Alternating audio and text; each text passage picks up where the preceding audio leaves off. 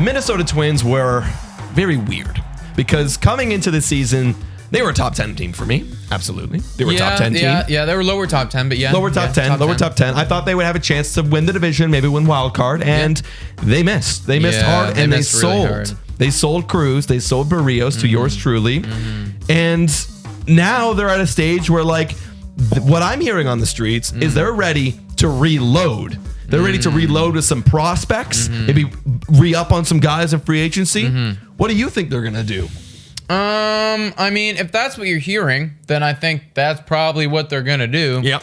But I also think that that's sending me a lot of mixed messages because clearly, 3 months ago, whenever trade deadline was, they weren't feeling that way because they sold Cruz and more importantly for me, it's because they sold Barrios, and Barrios was your guy. He was your starter. You had him locked down for years after this, and he was really the dude who I was like, okay, like that guy is like good and like competitive and he should be your ace. Granted, they sold him. They did get 2 prospects from the Toronto Blue Jays who should be ready to go. So that could help them. Yeah, that's it. Austin Martin, SWR. And they also have other prospects. Royce Lewis.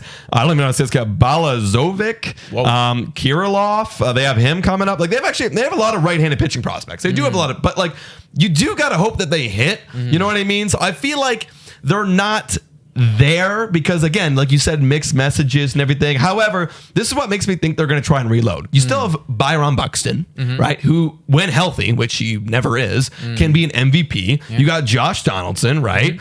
You got Miguel Sano on like a one more deal and then like a club option after that. Alex Colome, who knows what he's going to do. Right, and you have Jorge Polanco, who they signed back for a couple Polanco's years. Great. I like Polanco quite a bit. Yeah, and that's the thing. This is a really confusing team as well because the worst thing I think a management can do is be half in and half out. Yeah. Because that never works for anybody. You usually never win, and you usually never lose enough either to like convince you to not be half in and half out. So they have to decide right now. They have to choose. Are we going to get those bullets and fire them off and reload and pick up some? Because I do think that they need some starters. Yes, I think that they need some. They got to fire some shots at some starters if they're going to reload. Or if they are going to sell and ship things off and go, okay, we're definitely committing to what we were doing with Barrios. We are going to do the whole rebuild thing. Then you have some bullets in here as well. Whereas what we were talking about with the Kansas City Royals, they don't have that many good bullets. These guys actually do have some bullets. And you said his name. I mean, you wouldn't want to do it if you're a Twins fan, but Byron Buxton could definitely get a return if he starts the season off pretty healthy. Yeah, and if there's no, because they tried to do a contract extension with him and it's not been going well so far. So if they can't, and it looks like they're not going to, sell that guy. But here's my outlook on the Twins this season. So go in. Right, you have pieces. Go in, bring up all your prospects, see how they do, and if you're not getting there, if you're just not there, if you're just losing, you're in the bottom of the division.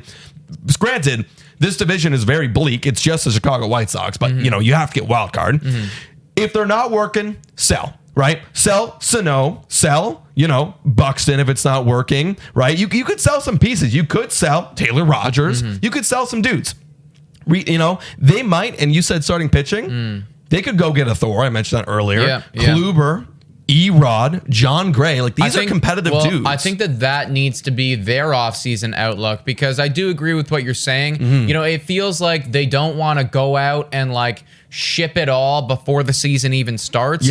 But if you walk in with where you are right now, I can guarantee you the exact same thing is going to happen this next year, and you're going to be finishing like bottom 2 in this division. So you have to go out, spend some money on some pitchers who have high upside, but it's also not going to totally break the bank for like a 5-year deal. Thor would be perfect for these guys because he does have that exact thing. Kluber would be good too. It's like all of those dudes are kind of where you need to be living. And then if they hit in the season, great, we're competitive. And then if not, do what I actually think you need to do and get rid of these guys. Hold on to like 1 or 2 veterans, maybe like a Donaldson, maybe hold on to Polanco, and then let those guys teach all of your prospects that you have from shipping off Buxton and Barrios and whatever guys you sign. And that's your team now. Because post All-Star break, hitting was was bad. So was pitching. Ranked 22nd in pitching, ranked 21st in hitting. Yes, like, it was really bad. But the hitting I have more confidence in because there's actually dudes who have done it before, who can do it, and they got good hitting prospects coming up.